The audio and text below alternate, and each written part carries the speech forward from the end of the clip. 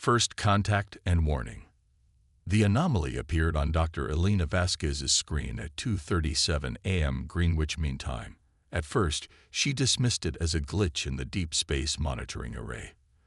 The DSMA was a network of radio telescopes and gravitational wave detectors scattered across Earth and lunar orbit, designed to give humanity early warning of anything unusual approaching the solar system. Computer, run diagnostic sequence, Elena muttered, taking another sip of her cold coffee. The lab at the International Space Administration headquarters in Geneva was silent except for the soft hum of equipment. The computer responded in its neutral voice. Diagnostic complete. All systems functioning within normal parameters. Elena frowned. If it wasn't a glitch then. She straightened in her chair, suddenly fully awake. Her fingers flew across the keyboard, pulling up additional data. The signals were unlike anything in their database, regular, patterned, and unmistakably artificial. And they were coming from objects moving toward Earth at impossible speeds. Computer, alert Director Chen. Priority Alpha. Within 3 hours, representatives from every major nation on Earth had assembled in the ISA's secure conference room. The room buzzed with tension as Director Amara Chen, a stern woman with silver-streaked hair, took the podium. Ladies and gentlemen, at 2:37 hours, our deep space monitoring systems detected multiple objects approaching our solar system at faster-than-light speeds. She paused, letting the impossible sink in. We are not alone, and whoever is coming has technology far beyond our own. The room erupted into chaos. Questions flew from all directions. How many ships? Are they hostile? How much time do we have? Admiral James Harrison, head of Earth's Unified Defense Forces, stood up. His weathered face was grim. Based on their current trajectory and speed, they'll reach our outer system in approximately 72 hours. We've tried communication on all frequencies, but they haven't responded. What are our options? Asked the representative from the African Union. Director Chen and Admiral Harrison exchanged a glance. We do have contingencies, Chen said carefully. President Maria Lopes of the Global Council raised an eyebrow. What contingencies could possibly matter against a civilization capable of faster-than-light travel? Dr. Kenji Tanaka, head of the Quantum Defense Initiative, cleared his throat. Madam President, for the past 30 years, a select group of scientists has been working on a project codenamed Firewall. It was established after we discovered certain, unusual quantum principles that could potentially be weaponized. Weaponized how? Someone asked. In ways that violate what we thought were the fundamental laws of physics, Tanaka replied.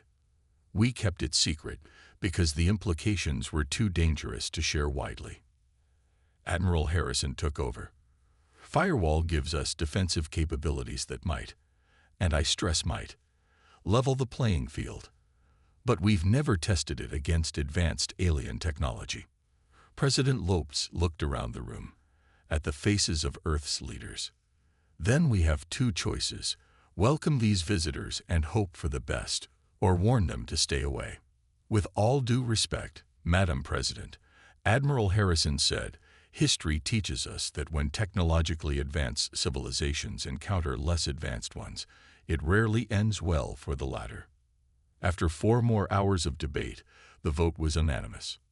Earth would not welcome the approaching fleet with open arms. Instead, they would issue a warning: stay away or face the consequences. Across the vastness of space, High Commander Zexar of the Galactic Imperial Fleet studied the holographic display of the solar system his ships approached.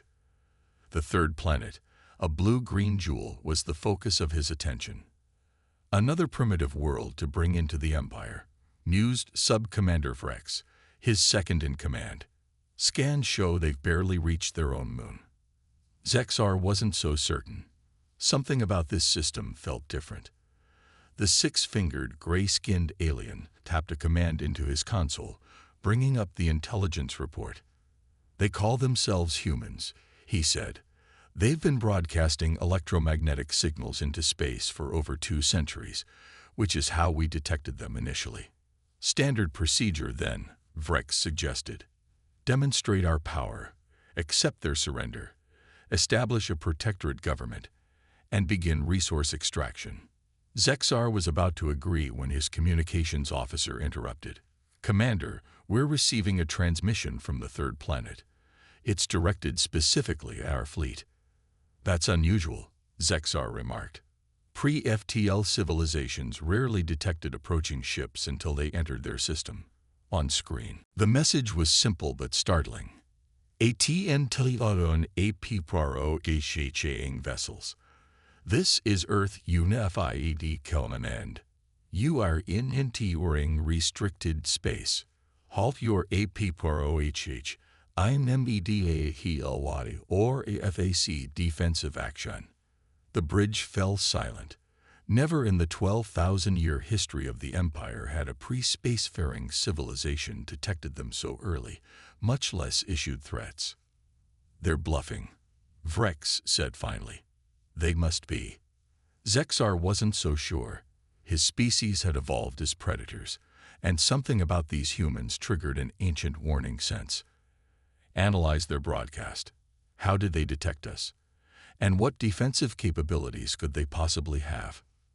The analysis provided no clear answers. Earth's observable technology was primitive. Chemical rockets, nuclear fission, basic fusion experiments, and rudimentary quantum computing. Nothing that could pose a threat to Imperial vessels. Yet they had somehow detected the fleet while it was still in FTL transit, something that should have been impossible. Commander, the tactical officer reported, we've detected unusual energy readings from the third planet and its moon. They appear to be powering up some kind of defensive system. Impossible, Vrex said. Their technology level cooled. Send the standard diplomatic package, Zexar interrupted. Explain the benefits of joining the Empire, the technological advancement we offer, the protection from other, less benevolent species, but maintain battle readiness. The fleet continued its approach, now 2 days from reaching Earth's outer planets. The humans responded to the diplomatic overture with another message, this one from someone identifying as President Lopes of the Global Council. To the commander of VHEAP Puro-Xixing Fleet, we have reviewed your offer of protection and incorporation into your empire. We decline. Earth and its solar system are sovereign territory. We have drawn a boundary at the orbit of Pluto. Cross it, and we will consider it an act of war. This is your final warning. Zexar felt his crest rise in surprise. In thousands of years of imperial expansion, they had encountered hundreds of species. Some fought, some surrendered, but none had ever simply ordered the Empire to go away. They're either insane or they know something we don't, he murmured. Your orders, Commander, Vrex asked. Zexar stared at the image of Earth on his screen. Something about these humans nagged at him, a sense of danger he couldn't identify. Maintain course but enhance scans. I want to know what they're hiding before we cross their boundary. Back on Earth, in a secure facility beneath the Rocky Mountains, Dr. Tanaka and a team of quantum physicists made final adjustments to the firewall system. The fleet hasn't slowed, reported Lieutenant Sophia Rice, their military liaison. They'll cross the Pluto boundary in approximately 6 hours. Dr. Tanaka nodded grimly. Then we'll be ready to show them exactly why they should have listened. Admiral Harrison entered the control room, accompanied by President Lopes and other global leaders. Status report, Doctor. The quantum entanglement network is operational, Tanaka replied. All lunar and orbital platforms are synchronized. If they cross the line, we can activate the system immediately. And you're certain this will work? President Lopes asked. Tanaka exchanged glances with his colleagues. In theory, yes, the mathematics is sound. But we've never deployed it at this scale. What exactly will happen when we activate it? Asked the Chinese premier. Dr. Vasquez, who had first detected the fleet, stepped forward. Essentially, we'll create a localized distortion in space-time. Their faster-than-light drives work by warping space, We'll disrupt that warp in a way that should disable their propulsion without destroying their ships. Should? Someone asked. It's the best we can offer, Admiral Harrison said firmly. Either we trust our scientists and defend ourselves, or we surrender our planet to an unknown alien empire.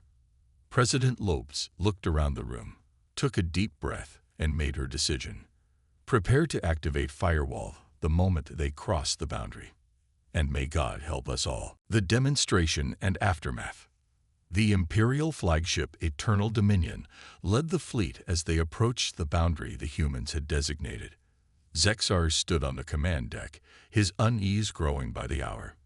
We're receiving increased energy readings from Earth and its moon, reported his science officer. They appear to be powering up some kind of network, but our analysis can't determine its purpose. Could it be a weapon? Zexar asked. Impossible, Vrex scoffed. Their technology is too primitive. This is merely a show to intimidate us. Zexar wasn't convinced. In his centuries of service to the Empire, he had learned to trust his instincts, and his instincts were screaming that these humans were dangerous. Reduce speed, he ordered suddenly. Hold position just short of their boundary. Vrex stepped closer, speaking quietly. Commander, with respect, hesitation projects weakness. The Emperor expects us to expand Imperial territory. And we will, Zexar responded. But caution is not weakness. Send a probe across first. A small unmanned craft detached from the flagship and accelerated toward the invisible line the humans had drawn at Pluto's orbit. In the Firewall control center, alarms sounded. They've sent a probe across the boundary, Lieutenant Reyes announced. Admiral Harrison looked to Dr. Tanaka. Do we respond? The scientist hesitated. It's unmanned. I suggest we let it pass, but activate a localized field, just enough to demonstrate our capability without revealing the full system. Do it, ordered President Lopes. Dr. Tanaka nodded to his team. Activate Lunar Platform 3, minimal power. A technician tapped commands into her console. Platform active. Target locked. On the main screen, they watched as the alien probe suddenly slowed, its propulsion system fluctuating wildly before failing completely. The probe drifted, powerless. Aboard the Eternal Dominion, Zexar watched in stunned silence as the probe's telemetry cut off. Report, he demanded. The probe's drive system has failed, his tactical officer reported, bewilderment clear in his voice. Some kind of localized space-time distortion interfered with the warp field. Technology we've never encountered before. Impossible, Vrex whispered. They're a pre-FTL species. They shouldn't have this capability. Zexar's mind raced. The humans had somehow developed technology that could neutralize Imperial drives, the backbone of the Empire's military supremacy. If such technology spread throughout the galaxy, send another communication to Earth, he ordered. Request, diplomatic talks.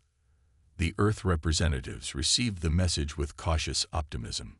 They want to talk, Admiral Harrison said, surprise evident in his voice. Of course they do, Dr. Vasquez replied. We just demonstrated we can disable their ships with the touch of a button. President Lopes considered the request. Allow a single vessel to approach Earth orbit. No more. And keep Firewall ready. 24 hours later, a small Imperial shuttle entered Earth orbit under the watchful eyes of every defense system humanity could muster. Zexar had chosen to come personally, a decision his superiors might question, but one he felt necessary. The meeting took place in a neutral location, the International Space Station, hastily modified to accommodate the alien visitors. President Lopes led the Earth delegation, accompanied by Admiral Harrison, Dr. Tanaka, and representatives from major nations. When the airlock opened, revealing Zexar and two aides, there was an audible intake of breath from the human side. Despite preparation, seeing actual aliens, tall, gray-skinned beings with six-fingered hands and vertical pupils, was a shock. President Lopes recovered quickly. Welcome to Earth, Commander Zexar. I trust your journey was illuminating. Zexar inclined his head, a gesture his cultural specialists had indicated showed respect among humans. Indeed, Madam President, your demonstration was most effective. The negotiations that followed were tense but productive. Zexar explained the Empire's standard procedures for incorporating new worlds, but acknowledged that Earth was clearly not a standard case. Your development path is unusual, he admitted. Most species achieve social harmony before developing advanced technology. Yet you have somehow created quantum manipulation fields while still divided into nation-states. We cooperate when necessary, Admiral Harrison said dryly. Facing extinction tends to unite people. Dr. Tanaka leaned forward. We're curious about your reaction, Commander. You seemed less surprised by our technology than we expected. Zexar considered his words carefully. In 12 millennia of expansion, the Empire has encountered thousands of species. Some had unusual abilities or technologies, but none developed quantum manipulation before achieving unified planetary government and conventional FTL travel. It suggests dangerous potential. Dangerous how? President Lopes asked.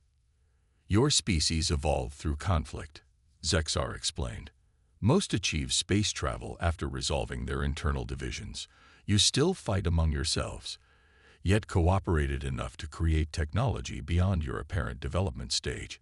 It suggests exceptional adaptability and unpredictability. The negotiations continued for 3 days. In the end, a remarkable agreement was reached. The Galactic Empire would recognize Earth's sovereignty and establish an exclusion zone around the solar system. In exchange, Earth would not share its quantum disruption technology with other species. A non-aggression pact, Admiral Harrison summarized. We stay in our corner of space, you stay out of it. For now, Zexar agreed, until your species is ready for wider galactic interaction.